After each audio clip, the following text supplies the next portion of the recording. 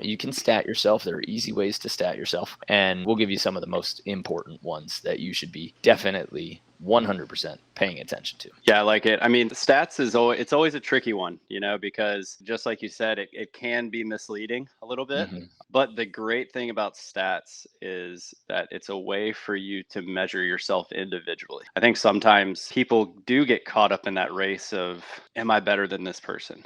Mhm. Oh, especially when you want to play with someone and they pick another partner, and then you're like, but my side out percentage is better, but there's Mhm. so many other things that go into account. But it is a really, really good tool to use to see how your personal growth is going. And I think as long as people are using it the right way, it's a great tool to have. And then there's stuff that hides that are not really statistically taken or people don't pay attention to that are the most crucial part of the game. And for me, that's setting.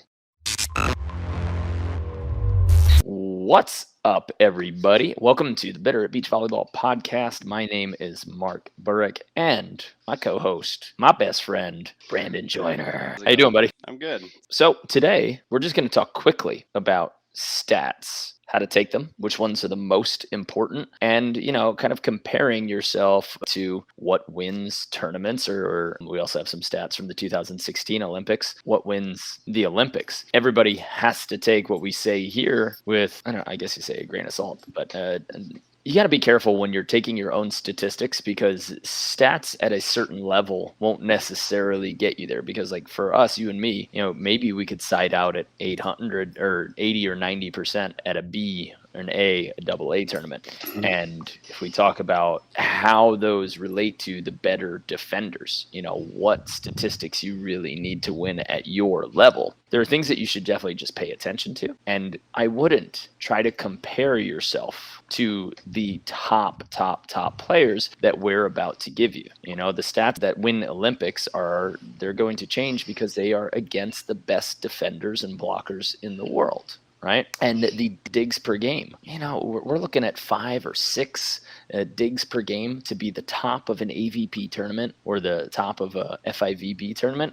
And if you're at a B or an A tournament, you're going to triple our number of digs. Right. Ideally. So just, take a look at that. Make sure that you guys are just paying attention. You can stat yourself. There are easy ways to stat yourself. And we'll give you some of the most important ones that you should be definitely 100% paying attention to. Yeah, I like it. I mean, the stats it's always a tricky one, because just like you said, it can be misleading a little bit. Mhm. But the great thing about stats is that it's a way for you to measure yourself individually. I think sometimes people do get caught up in that race of, am I better than this person? Mhm. Oh, especially when you want to play with someone and they pick another partner, and then you're like, but my side out percentage is better, but there's Mhm. so many other things that go into account. But it is a really, really good tool to use to see how your personal growth is going. And I think as long as people are using it the right way, it's a great tool to have. And then there's stuff that hides that are not really statistically taken or people don't pay attention to that are the most crucial part of the game. And for me, that's setting. Mhm.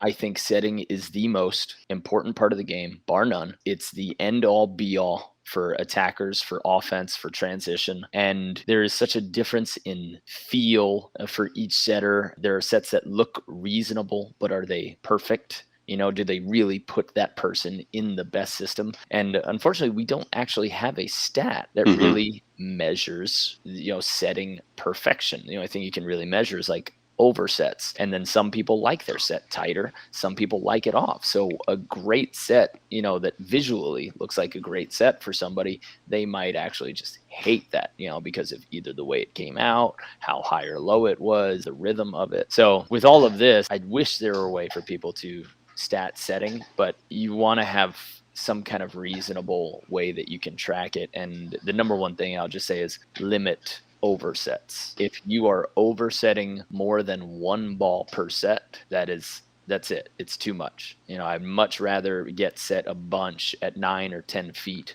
than it's already in the blocker's hands. So what if I'm keeping the ball alive instead of killing it? At least I'm keeping the ball alive. Yeah, and I think especially for all of our listeners who are beginner, intermediate, who fall into that category, Hmm. for some reason, that's the crew that almost invites setters to overset more. Hmm. It's weird because they're like, oh, put me on the net. And it's this 5'8" person who, but I think that that's a big thing. I know we're talking about stats right now, but if you're an attacker, be okay with saying, hey, if you're going to miss off, because then it just gives you the ability to work around the block. It allows you to still have an idea of where you're putting the ball. And still, so many times we see a lot of people setting too tight. So, without getting into those stats, guys, limit your oversets. Make it 0. Just count on your hands how many times you're oversetting. If it's more than 1, figure it out and get rid of it.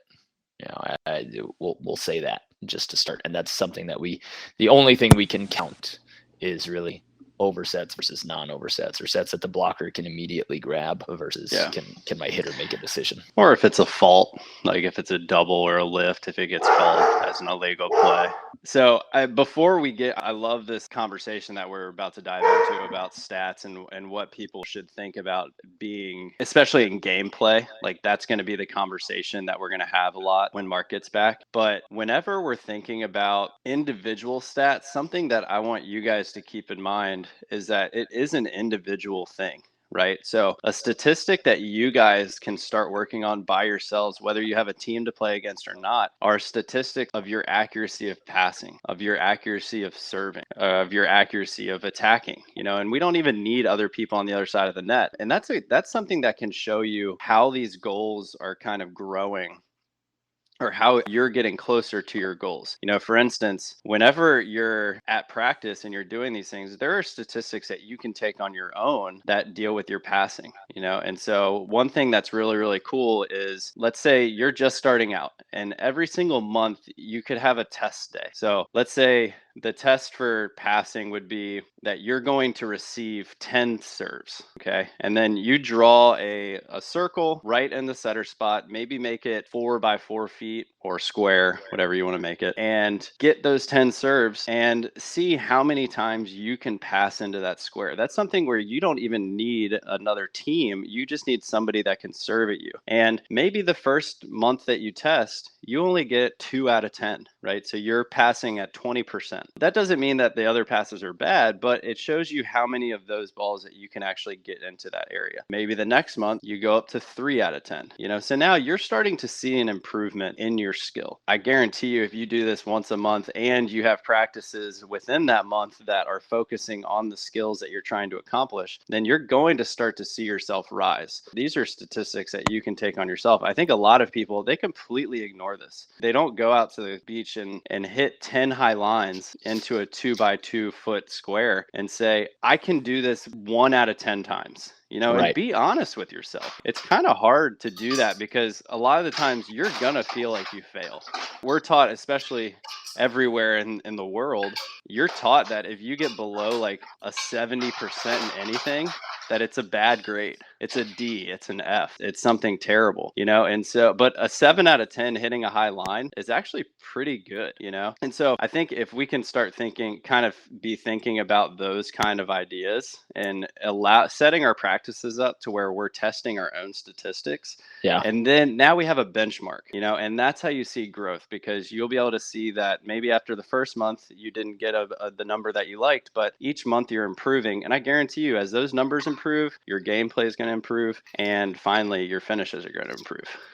So, yeah, I it's definitely 100% important. agree with that. You have to find the targets. You have to say, all right, I'm holding myself to this objective test. And with passing, it's tough because you want to make it as objective as possible. It's not ideal for everybody to get out there and put a hoop in the middle of the court. But one of the ones that I really like that you could do alone at home, it's, and it's not necessarily full on serve receive, but if you serve a ball against a basketball backboard and you just try to pass it back into the hoop, you give yourself 1 point for hitting the rim, and you give yourself 3 points for getting it in. And then just keep, do that 20 times. And every 20 times, you just keep getting better on that. Keep your score. Yeah. And it's simple. Yeah. It's way harder. People are making it way harder to see how much better they're getting, when it's just these little ideas that you can use to see your growth by yourself. So with our testing, if you guys are ever interested in seeing how we rate the better at beach volleyball players, we don't have it on the screen, but I can type it up here. you go to www.betteratbeach.com/level 2 test. That's the easiest. That's the basic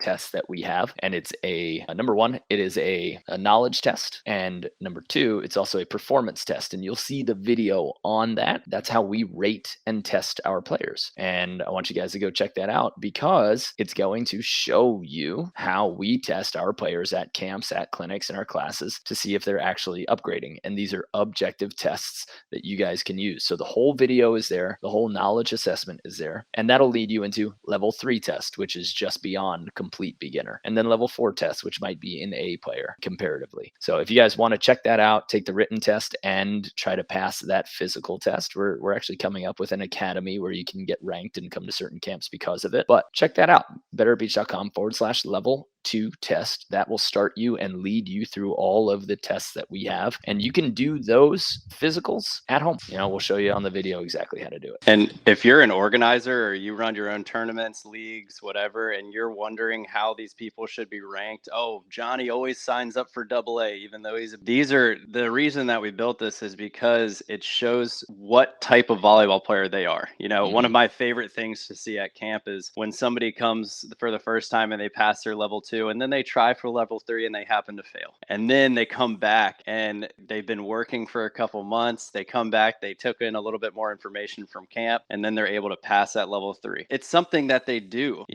and they get rewarded for it. So it's a great system. If you have any type of league, if you're wondering what level you are, this is a great place to start. Yeah. All right. So this, like we said, this is going to be a quick hitter. So we got about 8 minutes left. And all we're going to talk about are the stats you want to pay attention to, right? Number one, we're just going to go simple for serving statistics. Your ace to error ratio. Now, most players, most coaches will say that you want to be at about a 1-to-1 ace to error ratio, which means if you're making an error, you're hitting it out, you're hitting the ball into the net. For every time you actually miss, you want to say, all right, maybe I've earned an ace. That is a good, easy statistic for you to pay attention to. How many aces did I get? How many misses did I get? Because if I'm being so aggressive that I'm missing so much that I'm actually getting aces on, you're not even giving yourself a chance to win those points.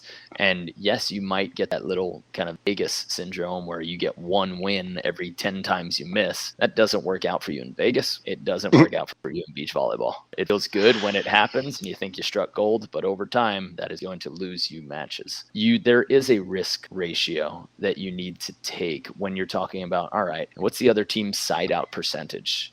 How good are these guys that we're playing? When we serve them, are they siding out? Are they winning 7 out of 10 points? All right, well then we got to measure it back. Maybe we got to get them in trouble, more frequently. But if you give somebody a ball, again, we'll go back to especially the B, A, AA players, many times against another team, somebody on the other net, they're actually making more errors than they get kills. That's the difference maker in the A tournaments. The people who win A tournaments are literally the ones who keep the ball in longer and make less errors. It's not the people who are mashing balls, getting kills. It's the people who are making less errors and forcing the other team to play because they will make more errors. There are some teams that you could literally shovel it back on one every time and just watch them throw their own game away. So very simple, ace to error ratio. Make sure that for every error that you have from the service line, that you're at least making up for it with one ace, or we could say at least forcing one free ball. Yeah, I like that, because that's a tricky statement, because a lot of times whenever people make an error on a serve, I love what you're saying about the stay aggressive. You got to earn an ace because that's the ratio that you're going for, but you don't want to overcorrect.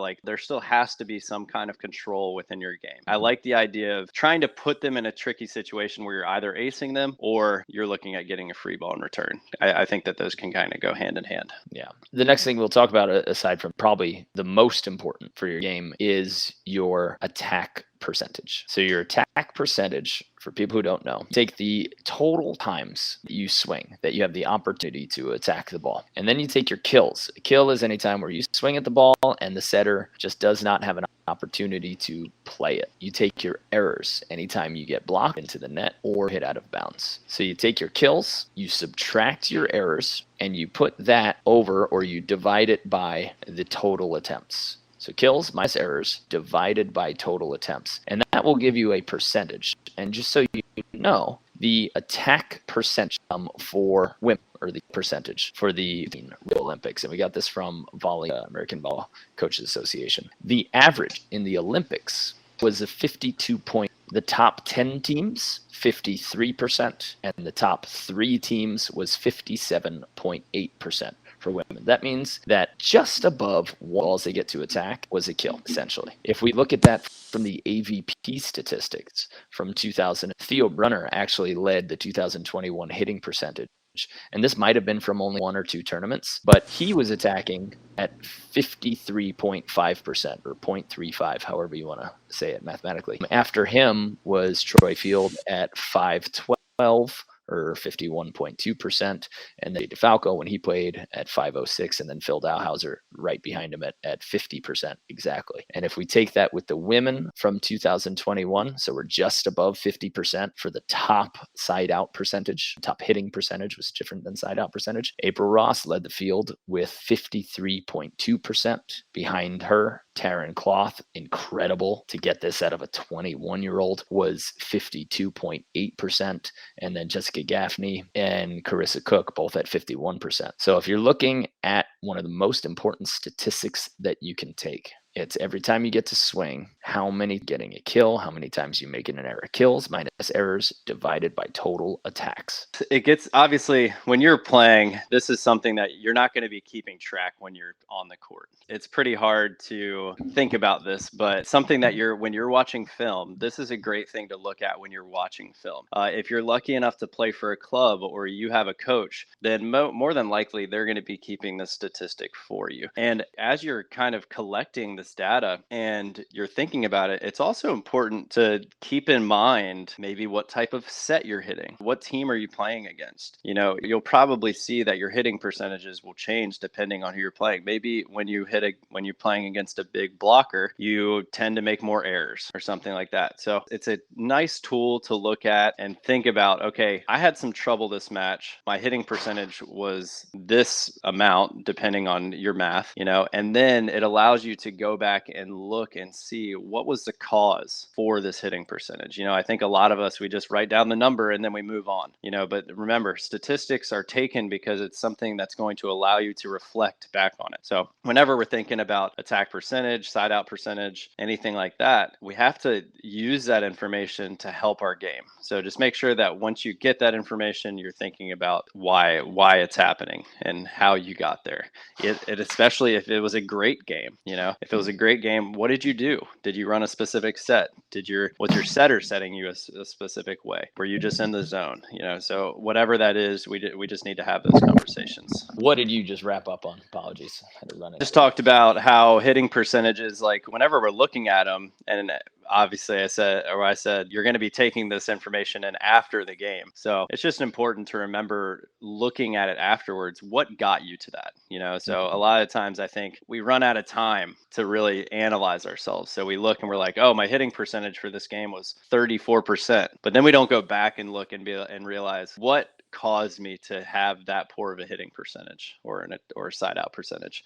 So just kind of reminded everyone that afterwards to use that information to help build yourself up. Definitely. One of the biggest difference makers that they noticed in the men's game especially was blocks per set for the top teams. And the unfortunate part about this is that we can't really measure this at the AAA or B level because you shouldn't be blocking most of the time. A block is a terminal play, and blockers play a massive role in the men's game. Getting touches, affecting the player, and getting like real points. And when you take a look at like Andy Mole from Norway, who might be the best blocker in the world, he's getting close, almost pushing 3 blocks per set. That means that you're starting the game up 3-0, and then it's just like side out percentage from there. It's kind of crazy that he's getting that many blocks, and 3 blocks per set is an insane clip. Most other players, high level blockers, somewhere around 1.5 1.5 to 2, and you're hoping for 2, and that's a great game for a blocker if they're affecting the player and the rest of the points too. But those are terminal stuff blocks, so block percentage or blocks per set becomes pretty high in terms of importance. Yeah, and especially I think we've talked about this before, but in a lot of matches, whenever it's competitive, so pretty much in any semifinal, final that you're playing in, honestly, I don't care what level it is. If you're able to bring 3 points to your team for a block, then you're putting your team in a very, very good spot. And it's crazy that Andy is doing this, and it's a large sample size. Most of the time when we're talking about this number, it's like, oh man, this guy had a great tournament in Mexico. He had 3 blocks per set. But we're talking like this is his average.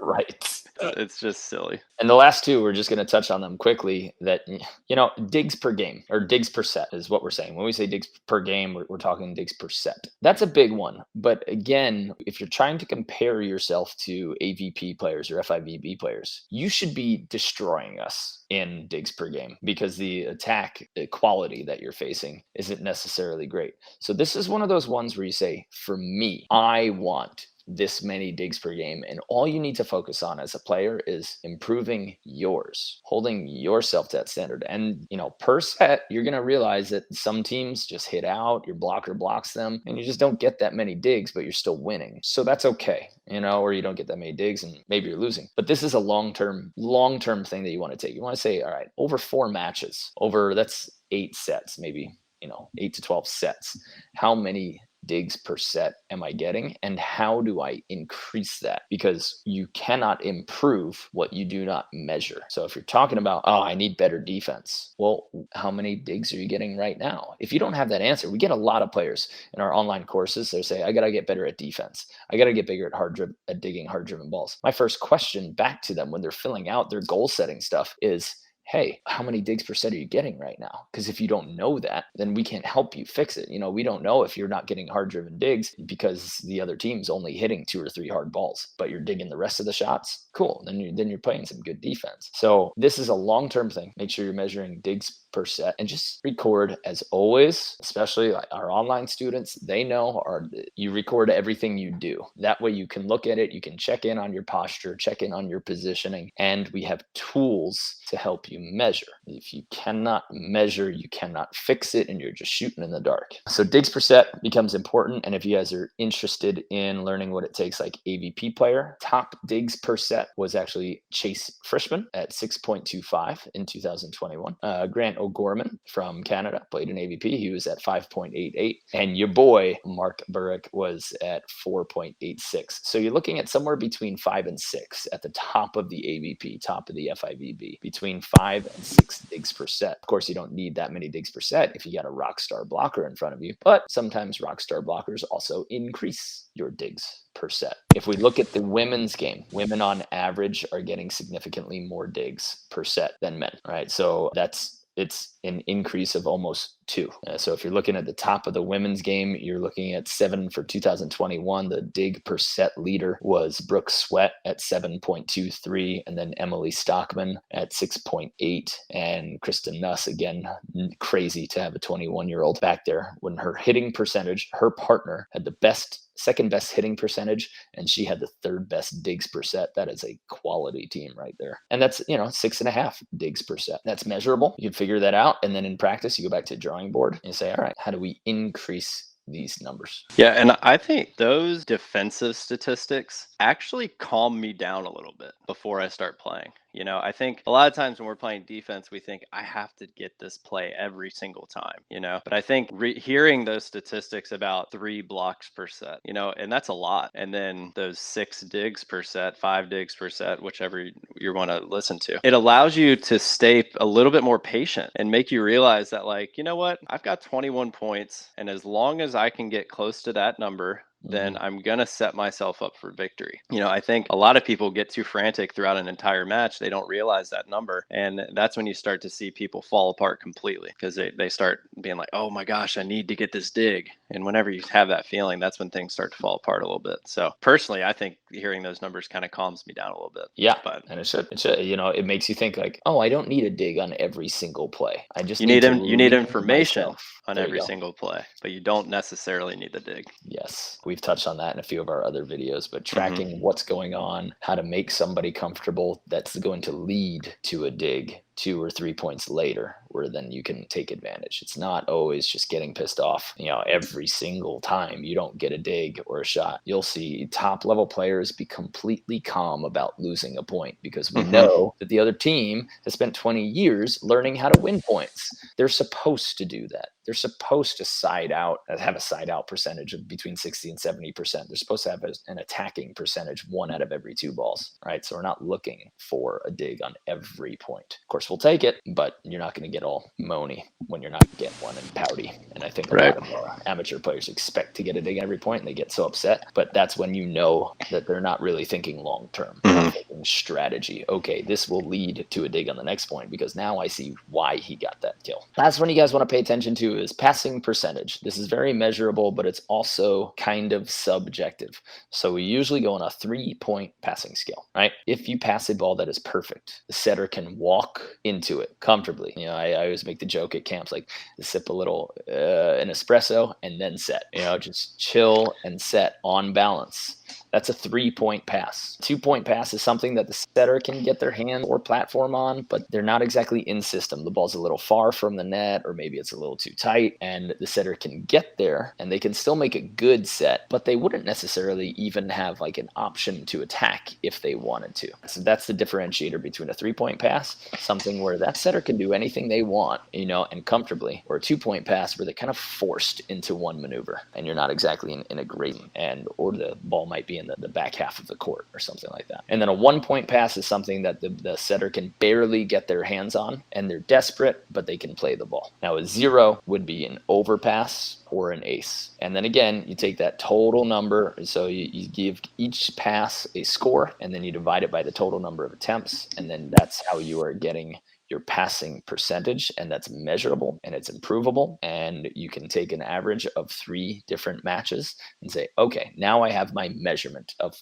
passing that is usually going to lead to better sets. And this is something that we can improve. And you said it, putting a square 4x4 foot box, you can use that same 3-point passing skill. And if you really want to simplify it, just measure good and bad. If you don't want to do the math, just take 20 passes and say good, or be tough on yourself and know your own standards and say bad, and measure it, write it down in your journal real quick, take a look at the end of the week or the end of the month, like you said, and then see what you can fix. But guys, you cannot fix what you don't measure. And if you're telling me and asking me, and I get all the DMs, get all the emails, how do I fix this? How do I improve this? Where are you right now? That's what you have to answer first. Okay. And that's it. Of course, at the elite level, you have to be above a 2-4. You got to be consistent, very, very consistent against tough servers. And it is very difficult to get elite passers out of system. It's always 3s and 2s. And on the oddball, once per set, you might get an overpass. 1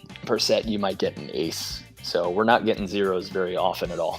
But this is something measurable that you guys can take home and complete it for yourself. I got to run, Brandon. Yep. Quick and easy. Quick and easy. Guys, hope you guys enjoyed this. If you want to learn more about stats, number 1, to figure out where you are right now, start at thebetteratbeach.com/level 2. That's the number 2 test. betteratbeach.com/level 2 test. Try out that physical. See if you can pass it. Then move on to the level 3 test. Try out that written test and try out the physical and see where you're at. And the level 4 is where it gets really challenging. And I wish you luck if you want to go there. But the videos are all there. They're set for you. That's how we rate our players. That is our system for showing them if they're improving, if they're hitting the next level. And we invite you to give it a shot. And if you want to upgrade and work with us online, that's what hundreds of players are doing right now with our coaching staff. And we keep growing our coaching staff, which is cool. And if you want to come to a camp or book a clinic, you know where to find us. But we're heading out for today, so I will see you on the stand.